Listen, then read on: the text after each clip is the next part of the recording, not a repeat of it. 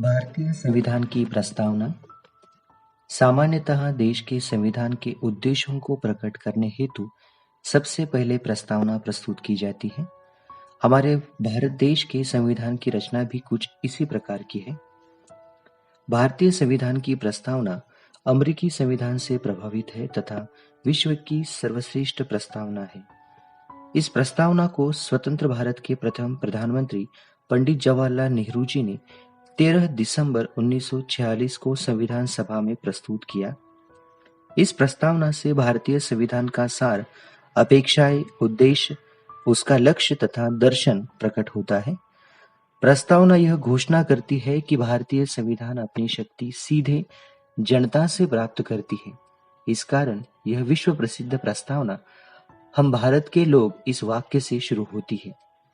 वास्तव में भारतीय संविधान की प्रस्तावना को संविधान की आत्मा कहा गया है। संविधान की प्रस्तावना संविधान की व्याख्या का आधार प्रस्तुत करती है।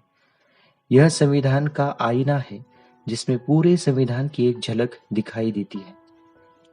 कुछ इस प्रकार है भारतीय संविधान की प्रस्तावना।